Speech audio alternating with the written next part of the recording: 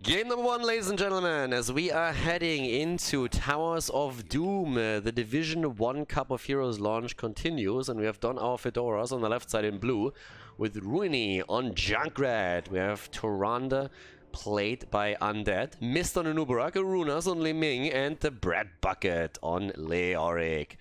And on the right side of the map, Team Epikk. After their victory against the Battle Beast boys, we're seeing Servas on Hanzo here in the first game, Kupshi on Rhaegar, Tali on Dehaka, Wit on Garrosh, and Born on Thrall. Alright, time to shine. Interested to see how this is going to go here. I mean, again, for everybody that doesn't quite know what this is, after the season is over and Heroes launch, there's a lot of golden cocks running around here, by the way. I've seen at least 2. But after the season is over and Heroes launch, all the divisions, they have their own playoffs and final cups, basically. And this is the Division 1 Cup that we're looking at right now. Epikk has won in the first round, is now going up against our Fedoras to advance to the next match, if they can beat their opponent here, obviously. But the Fedoras have slightly different plans here. Level 1, by the way, on Liming, the Astral Presence. Alright. Interesting. Not going to see the focus of the Regenerational Globes here. A little bit of a different talent that I expected, to tell you the truth. Rhaegar on level 1 going into the Wolf Run. Traditionally, we see a lot of healing totems, totems there to get the value with the level 13 16 talent when you get the Earthgrass totem there. So that's definitely something to point out here too. But yeah, we're going to have a bit of a closer look at those builds, especially with the potential synergy that we see later. For now, it's actually the blue team that tries with the aggression against Garrosh. I gotta be a little bit careful whenever that bad boy is getting close to a wall. You need to make sure that you're not getting too close to him, or you find yourself on the wrong side of the gate and all of a sudden you are dead. Both of them going for their camps at this point. Just trying to make sure that they get the mercenaries. Could see still the invade through the red side, but I don't really expect it. Especially with Thrall, so silly mid lane. Would have seen the more aggressive setup if they really wanted to go into that. Either way, Liming still firing away here, and Wit so far with Garrosh has a bit of a problem really controlling him. Top lane, Dehaka, and also Leoric. I mean, the two of them really doing their thing. The Space Lord Leoric is here. This time, no Janitor. There's the engage. Okay. And the escape. Liming gets away. It was actually nicely done by Arunas. The entire time making sure that Garrosh just had no chance of flipping her over. And since no one moved in with them, and they saw the rotation already coming their way, they couldn't do anything about it. Liming could do something about Hanzo, though. Taking him down with a really nice setup here and getting all of those Seeker missiles connected. Dominance on level 4, still the talent choice for Liming here. 12 stacks on the other hand for the Echo of Elements from Thrall's perspective.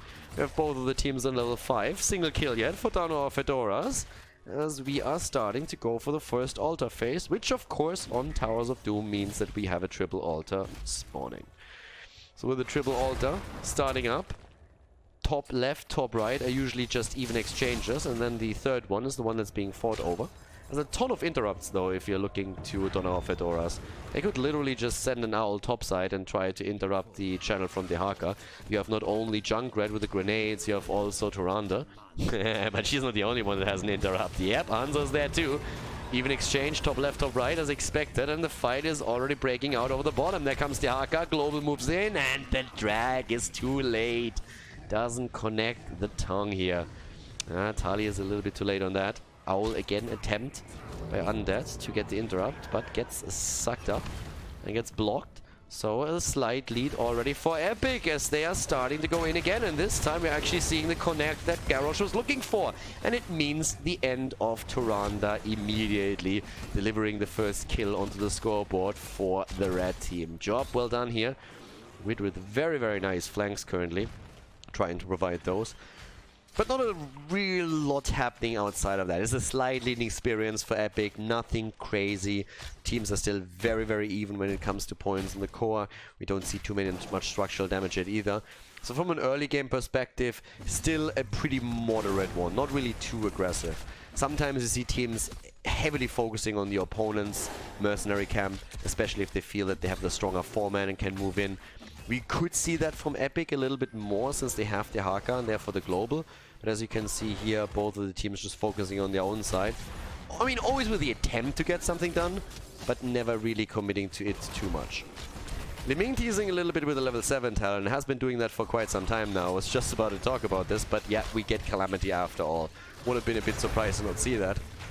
Or builds, yeah, would have been a bit different here. The level 1 talent is still slightly confusing, to be absolutely honest with you. It's not quite what you normally see here. Good Indomitable by Garrosh as he moves out. But those mercenaries are now moving in. The two offlaners are still busying themselves with the rotation between the middle and the top. And that's the traditional style that you see on Towers of Doom. You have the 4-man at the bottom of the map, and then the solo laners trying to catch the experience on the remaining 2 lanes, which of course also demands a lot of wave clear from the solo laners here. But with that said, the bot lane still the most important one on this lane, because you will get the access to both of the mercenary camps if you can take that down. Nubarak. And Nubarak is always in a really weird spot when he needs to play against Garrosh, because he can't really use his burrow charge the way that he wants. Nicely done here by Junkrat with a displacement. Garrosh runs into the stun. Cleanse comes out as Rhaegar makes himself useful here.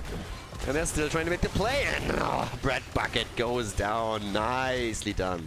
Garrosh again with the setup, and oh, the double wolf comes in. Undead is low, so is missed. Can they get a Nubarak? Wit doesn't want to go too deep. But yeah, the problem that you have with the Nubarak whenever you go up against Garrosh is always that it's very tricky for you to make the engage. In an ideal world, what a Nubarak tries to do is dive in deep, set the stun up for Tyrande to follow up on it, and then allow a hero like Liming to get the combo through, or maybe even someone like Junkrat to get the displacement in action. The problem that you have when you go up against Garrosh is simply that if you start to dive in and you miss the stun, or you don't hit him, or he just reacts quickly with an Indomitable, you will see yourself thrown way deeper in than you want to. And instead of you being the one that creates a pressure play, you are all of a sudden under a lot of pressure yourself, and might even fall if your opponent reacts quickly and is waiting for it. So you have to be a lot more hesitant with the burrow charge, and ideally keep it as a tool to escape whenever Garrosh flips you over. So there's always that weird dynamic that you have between the two heroes. That said, we're still seeing, with 2 kills against 1 and both of the teams on level 10, a lot of playmaker potentially on both sides, especially with Hanzo now, of course. Having the Hanzo arrow in, not falling into the meme strike trap, having another big stun that is available, and of course the isolation of the Haka. So it's all about the global use that we could see, about the attempt to just jump in, get a good stun set up, and play around that. Still vision being played with, and we're having again the camps on both sides that could be focused on right now. So far we don't see that. Whereas one of the camps is already taken and the other one isn't invaded for now. But we have a single altar on the map, and that spawns mid-side. And already we have a lead for Epikk, as they're trying to get that. Defending against the bottom here. Leoric is already moving in, which gives the Haka a bit more freedom at the top lane to escort another wave through. Denies some of the experience to their opponent, but keep in mind there is Entomb available. Earthquake used right away. There's the Riptire, and the Ancestral comes in too late. Liming gets the kill. The Haka is there and hits the isolation, but one hero has already fallen, and they're trying to make it a double. Servas comes out, the taunt. Ooh, oh, Liming. Aruna's barely getting out of harm's way here. Still a slight lead for them, and Leo is already on the channel, and so far nobody there to interrupt him. The rest of the team is zoning. A little bit of a poor attempt by Hanzo to get something through here. That didn't work. So now we're having them closing the gap a bit. 28 against 32 for the time being. The rotation of Leoric straight up topside again. I mean, Leoric is immediately trying, okay, let's wave clear, wave clear, wave clear. It's actually weird because as the offlaner, sometimes you are really just a PvE bot on this map, depending on how the 4-mans work. Not so much as the Haka, because you always try to use your global, but you've seen probably a few games where the offlaner does nothing else but rotate all game long between the 2 lanes, and that's pretty much his own job right there. So with that said, Red Bucket gets the value top before Atali moves in. The 4-man at the bottom of the map, still with the potential pressure, but Thrall has to rotate mid lane every now and then. So there's always these weird rotations. You sometimes see someone else rotate onto a lane just to offset the balance a bit between the 2 offlaners. And Junkrat can do that pretty easily by moving towards the middle and then getting the grenades through, and that means someone else has to react, or that experience in that lane is going to be lost. If you're not quite sure what I mean, you can see the two waves, for example, collide right now. If Leo is still at the top side dealing with the Haka and someone moves in middle and bursts this wave down, then the blue wave is going to be pushed in right here and the red team loses out on the experience. So someone else has to meet the rotation then and make sure that doesn't happen. It's all about denying small advantage to your opponent, deny a bit of experience here and there. That's all that you need to do. Nearly a kill against Garrosh, by the way. That was a good setup from Liming too, with a wave of force, trying to push him back into the team. We have both of them on level 16 at this point. And, well, with the 13 obviously. 16 would be a little bit too quick. 9 minutes into the game and you have level 16 already on the board. If that ever happens, you know that something went horribly wrong in that game. Basically your opponent feeds in like minions. Ooh, the Inter are barely coming in. And they successfully made the... Oh, the taunt. Sexy as hell. And the drag is in as well. Nicely done here. Get the kill against the Nubarak. It's still a 1-for-1 trade. I mean, normally what you oftentimes see when the two altars spawn at the top of the map is both the teams just having a silent agreement that they're not going to make a play and everybody just takes their own and that's about it. But in this case, bit of a different setup. Ooh. Roni here already trying to set something up as well. There's the quick attempt to go in, but I mean, can't really push anyone out of position. This is on the other hand a problem. Junkrat. Yeah, he might just get junked here. And that's it. Taking out the trash. The rat is digging through the junk again, just on a different trash pile at this point. Way too far out. And Wit is really getting these flanks. I mean, he's been doing it the entire game. His positioning is pretty solid. He's always looking to recreate an opportunity, and he's doing fairly well with it. Here we have exactly the setup that we talked about. Mist actually not throwing out the burrow charge immediately to get back to safety, and I really, really like that. Staying a bit closer and realizing that he doesn't have to throw that out. If you look at the heroes here, there's no one that could threaten him right away. There was no thrall, there was no wolf setup. So very heads up play by him, not panicking and just playing it safe, looking if he can maybe set something up in return. And yep, that was well done by him. Not quite just spamming cooldowns, which is actually super important here. But you look at experience and they're still really even. I mean, there's a small difference and a small advantage for Team Epikk, but outside of that, there's nothing really to capitalize on. The damage output, pretty high on Hanzo. Camp is taken just in time before the fight starts. We have another triple altar now on the map, but should lead us again to a battle over the third one, always assuming there is going to be a top left, top right exchange. With that, having the poke continuing at the bottom here in the level 16 talents, they could make all the difference right now. 16 is in, and that means a Thunderstorm for Thrall, so even more control through the slows. The Haka is already getting the top right. There's the arrow. They are trying to make the play for Anubarak, and here comes the Haka. The Haka comes in, tries to get the drag, does connect against Anubarak, and Mist is down. That's the kill right there. 20 points against 24. It looks like no one is going to be able to stop Kopshi from completing another channel. Well done by Donau Fedoras. They get another one fired through and another kill right now from Team Epikk. Well done by Team Epikk, I meant, of course. They did really well here. And with that said, we have now another kill. That's 6 against 2. It's not a massive leading experience, but you can see that the momentum on the map is more and more shifting into the hands of Team Epikk. Leo is at least getting some damage topside and obliterates the fountain here, slows down Born as well. That's also important here, allows a bit more damage onto the fort, but at the bottom of the map the bell tower is attacked, and right now Wit of course pushing this back even further, trying to see if he can maybe deliver another hero kill into the hands of his teammates. But they drop this one down to half HP, and this is pretty sweet. This is working quite nicely here. Also, we are seeing the Earthbind Totem here. Again, normally the synergy is prioritized with the level 1 talent choice here.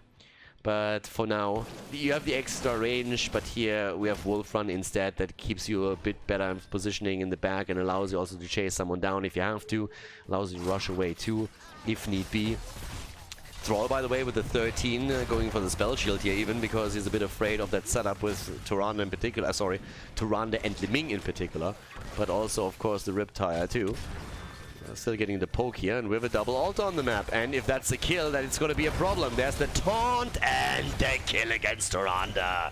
Down she goes. Runas is in a lot of trouble as the wolf connects. Yep, and that's the end of him too. Double kill right there, but at least the Haka falls as we have a Junkrat and Leoric getting the kill here. They're going to try and make a play for this one, but in the meantime, camp is taking at the bottom of the map. Should be an exchange in bell towers, if so. But this one is very likely to fall. Nobody is rotating in to stop Red Bucket or Rooney on Leoric and Junkrat to drop it. But they're going to get the counter aggression down here. Mist, on the other hand, is running in exactly that problem that we highlighted a bit earlier. Yep, gets body blocked here too and goes down. Did not have the escape tool available anymore. And now that we have 4 bell towers on each side, Rhaegar already active with the channel at the bottom, 3 heroes down. I mean, this is a perfect scenario here. They're getting 4 shots fired. It's still even, but that's in total 8 points removed to the core. And that drops Don our Fedoras down to 8 points on the core itself. Another 4 shots fired, 9 kills against 3, and of course you control the bot lane now, which is even more important.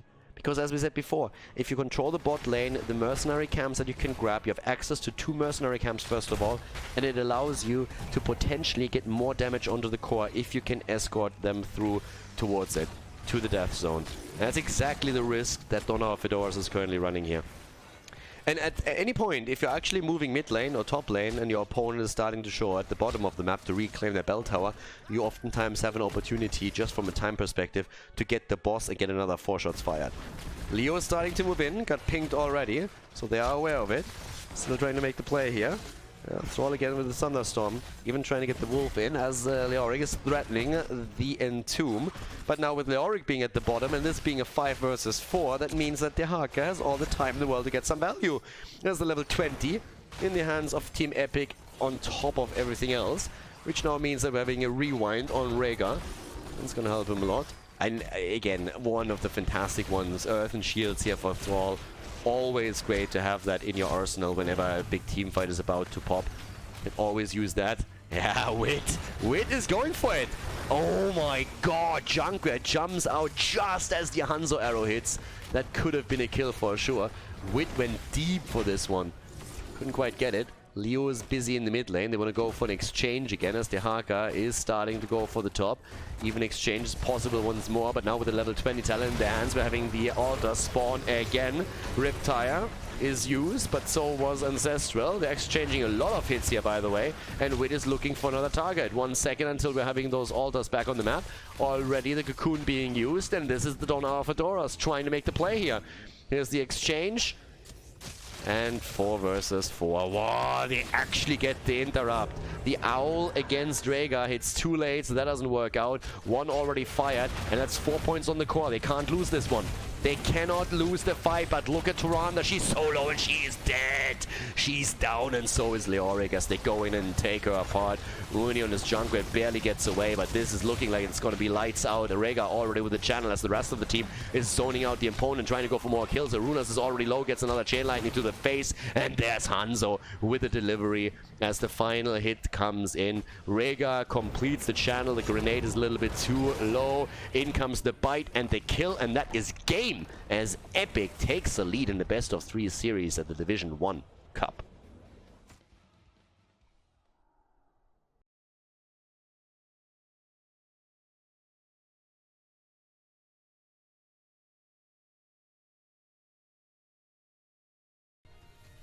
Game number 2, Don our Fedoras on Infernal Shrine going up against Team Epikk. And Epikk is in the lead after the victory on Towers of Doom.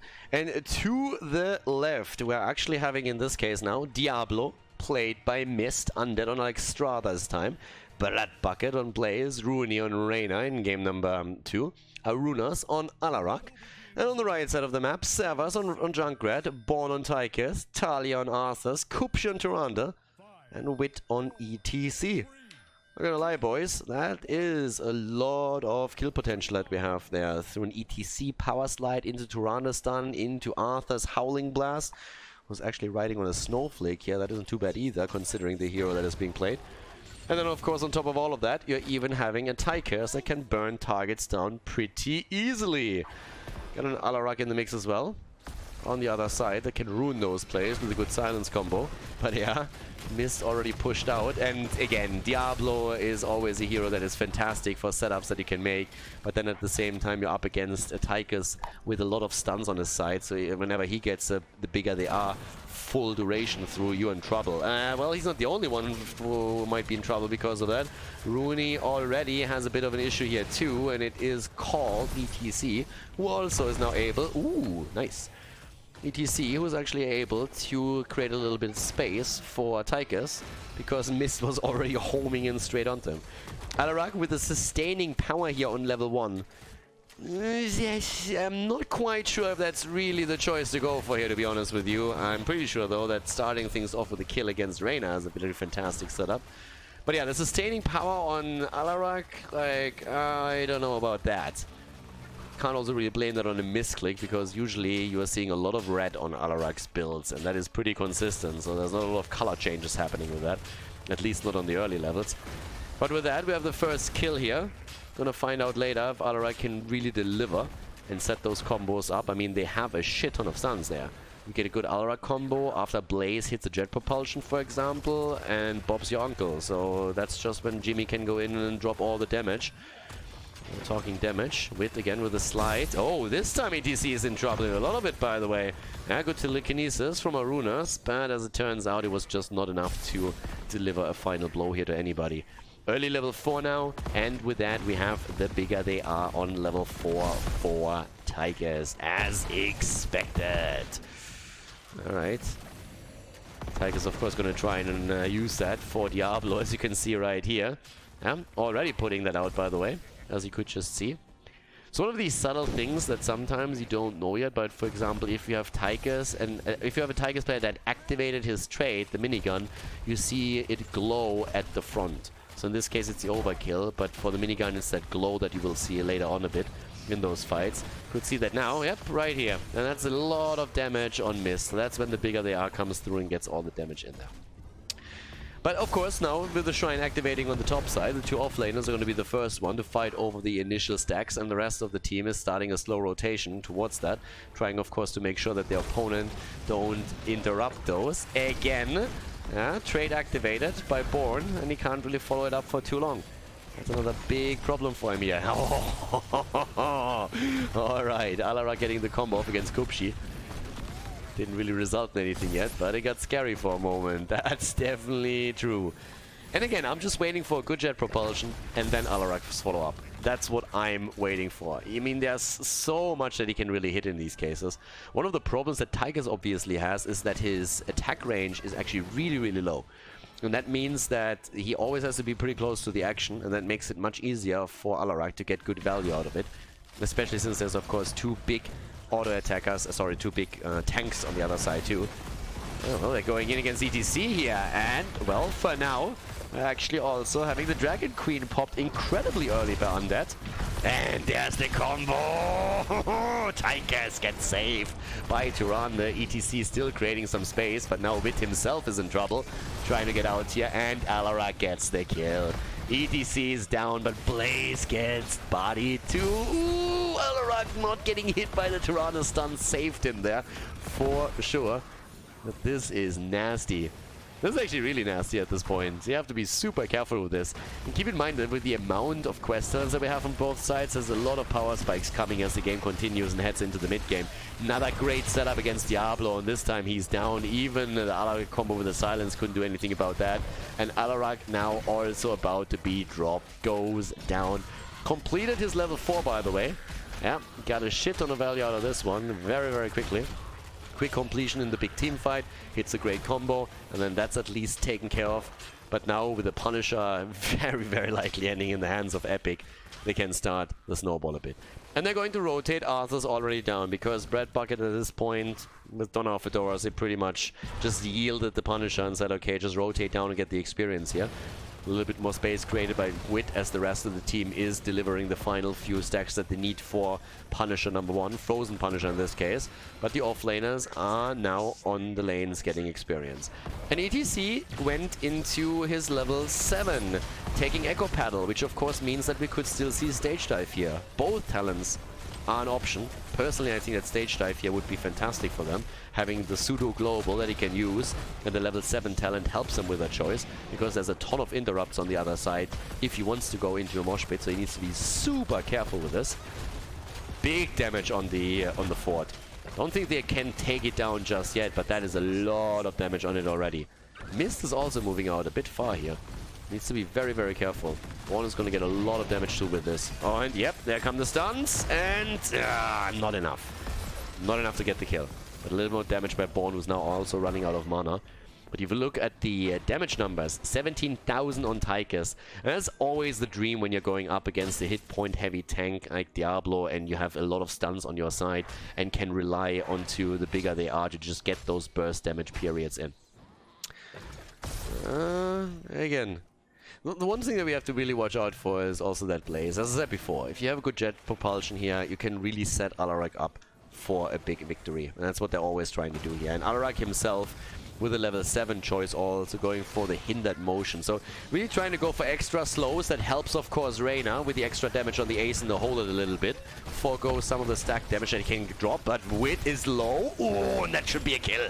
Rooney, nah, the Riptire saving him for now. The early level 10 for Epikk making the difference there. Without that, if there's no Riptire and if Jimmy just can stutter step a little bit more towards the cow, then that is going to be burgers for dinner right in that moment. But as the 10s drop, Reyna realizes if he goes into deep, he's going to fall. Tychus forced to pop his ult, by the way. There comes the damage and also the heroic abilities on the side of Team Don our Fedoras. And we actually see Lifebinder. Lifebinder taken on the side of Alexstrasza. Gonna try and get those saves, especially, of course, I would assume on Diablo, who will be the prime target. If they can get that done, that would be fantastic for them. Bunker also in play. That said, we still have Mosh Pit. No stage dive. Not trying to play with the pseudo globally on the map, but instead dropping the stage dive so that they have a chance to... Mosh Pit, so that they have a chance to slide in and get those kills. There is, of course, a ton of interrupts here. That's the main issue. How much do you get out of the mosh pit? Then again, you have to always consider, if you actually don't just YOLO in with the mosh pit, but you hold it back a little bit more, you also force your opponent to keep some talent safe as well. And that's, of course, a perfect use of the mosh pit right here. You have a fully isolated Diablo. It's an easy resets on his stacks. There's no one around to interrupt you. And you just slide in, drop the mosh pit, get the kill. That's the resets on the stacks right there. And that was great for them. That's absolutely great. It's going to take him quite a bit of time to actually get all of that back. And in the meantime, yeah, that cooldown was put to good use. So yep, with this done, we're also seeing the attack up to the top now for the next shrine in a few seconds, as it's already announced. The keep at the top still very... Oh, sorry, the fort at the top still very low, as mentioned earlier. But now Diablo very eager to see if he can not maybe get a couple of his stacks back before they're heading into that fight. Because, well, once that you lose all the souls, you are a pretty tame kitten.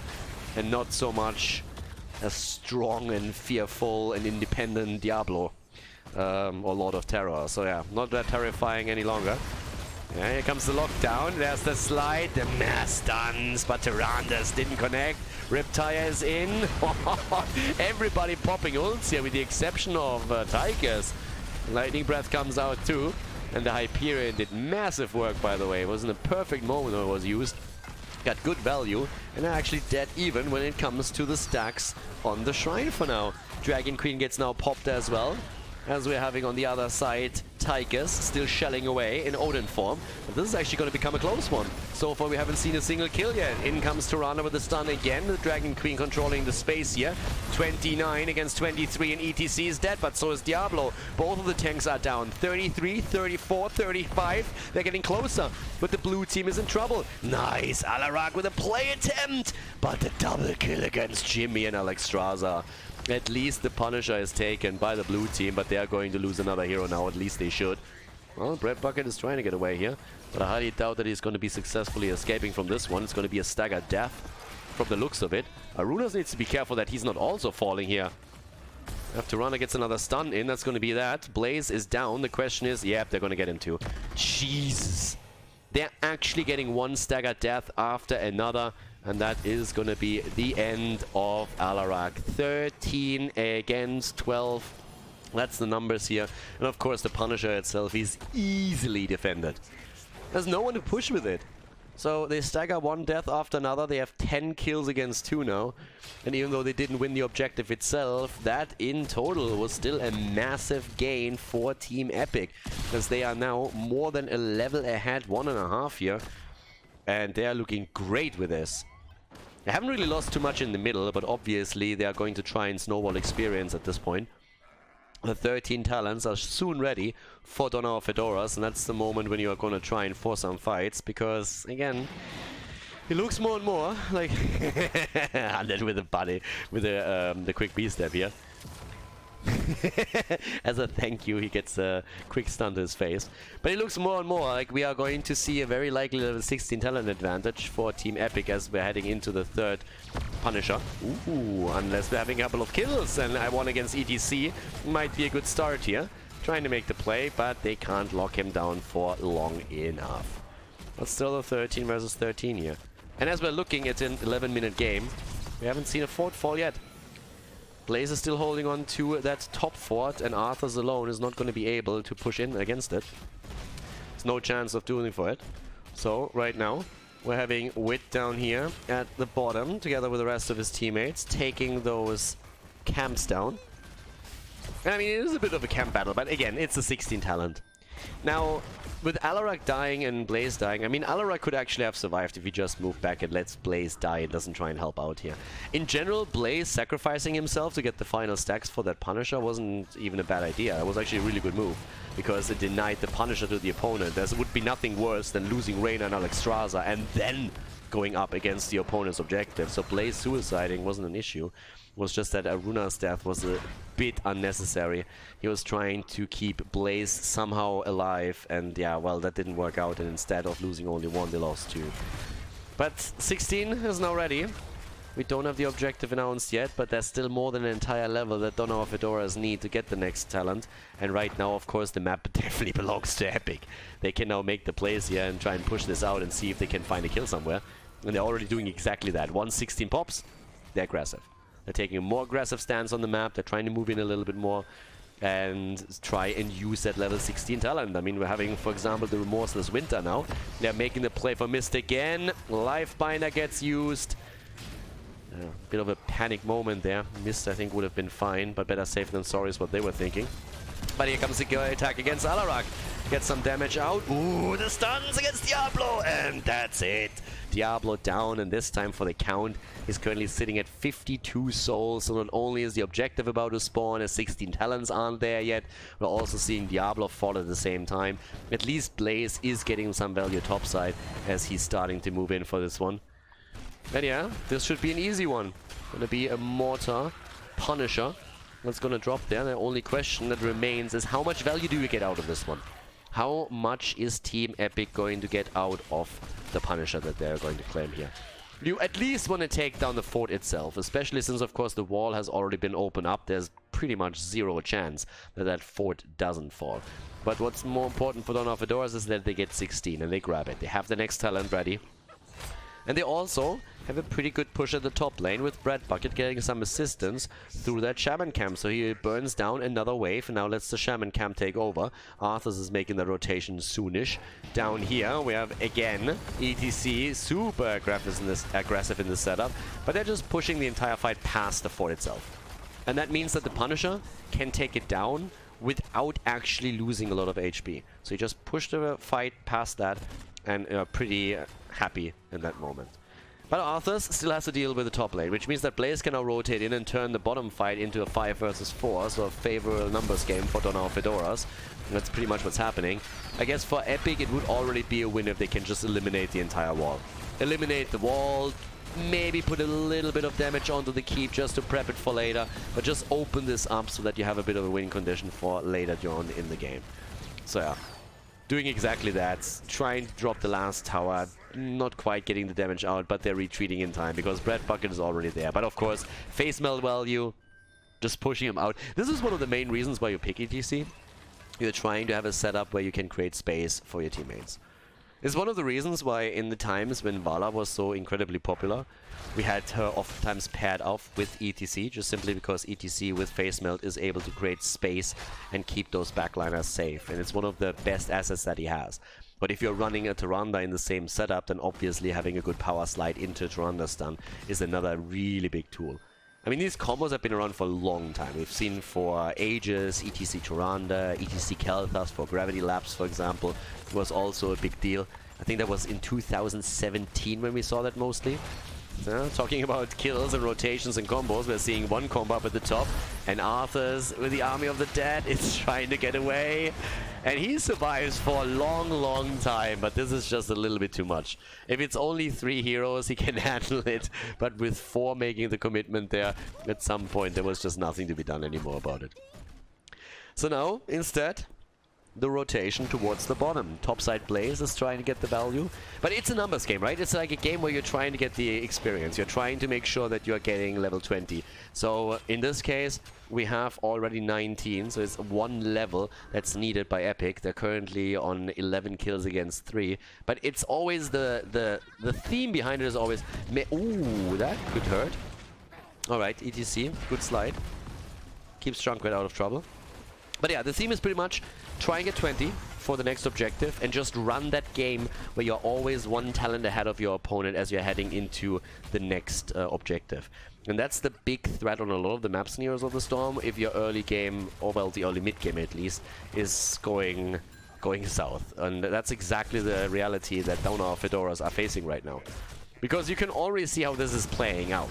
With 19 not even on the board yet for the blue team, they are going to run into that problem soon enough again, because we are going to have that next objective announced soon. And then you are in the position where, what are you going to do right now? Try and force a fight before 20 is there? Can you make maybe an aggressive play for one of the structures and get a fort yourself? And they're trying to make that against ETC right now, and that's actually a really good setup, but ETC sliding out again. And even with the lightning breath, they can't make the play. And now we have the shrine activating in another 20 seconds. And as long as they don't die here, the red team is in a fantastic spot. And they don't. There's cooldowns that just have been burned, but they are so close to 20. It's gonna drop with a shrine, and that's the big, big storm talent that you can rely upon for the next big fight. And as the Punisher is going to spawn mid-side, it's very likely that we are... I guess they can go for core. They have a good chance of making the play for at least the keep, if they play their cards right. But yeah, there it is. Big red button. You have on top of that also for Tyrande now the Celestial Wrath even. There's little that you can do at this point. Very, very little. If you're in the hand, if you're on the side of Dawn of Fedoras. So yeah, it's as you can see here. I mean, we already have an entire setup on the shrine, massive lead, have 20 abilities. And you're trying to grab it now as quickly as you can, because you know that as long as your opponent doesn't have 20, they will be very, very hesitant to fight against you. So they're going to get this as quickly as they can. And on the other hand, of course, you need to try and get experience if you're part of Dawn of Fedoras, which is why Bread Bucket is on the bot side. ETC already sharking around a bit. The idea is going to be, again, to push the fight behind the fort, let the Punisher deal with the fort itself. And it's an arcane Punisher, of course, on top of that too. Makes things even worse. Junkrat is dealing with the top camp, and as long as he takes the Shaman out, he can immediately rotate mid lane, and that's exactly what we're seeing now. But yeah, as you can tell, blue team, they're not even dealing with this. They're saying like, guys, get 20, get 20. Just sacrifice the fort. Sacrifice the fort. If you lose a hero here, they might be able to go for core depending on who dies. So let's just let them get that fort for free. Wait until we have 20 and then make the play. But the small wall is already opened up. They're trying to make the play right there. Trying to slide in. There's the stun. Oh, close. Hyperion with good value here too as the Punisher gets burned down slowly. Here's the 20 for the fortified bunker. And Lifebinder into the Ritual of Life at this point. ETC again with a big slide, and that could be the end of at least Arunas. No, not quite. Lifebinder actually keeping Reyna in play. But now Brack Bucket is low. Ooh, Alexstrasza goes down as ETC has the setup. They're going for the core with this even. They're making the play. The keep is down. They're going for the core. Mist is about to fall, and that's the end of him. Loses the souls, but he will be back in a few. Reyna in the back line gets attacked by Tigers, and oh my god, Jimmy gets wrecked. Their core, on the other hand, is falling slowly and steadily as well. It looks like we're going to see the 2-0 victory here for Team Epic as they are taking the best of 3 series with a victory on Infernal Shrines. GG, well played as Epic drops the 2-0.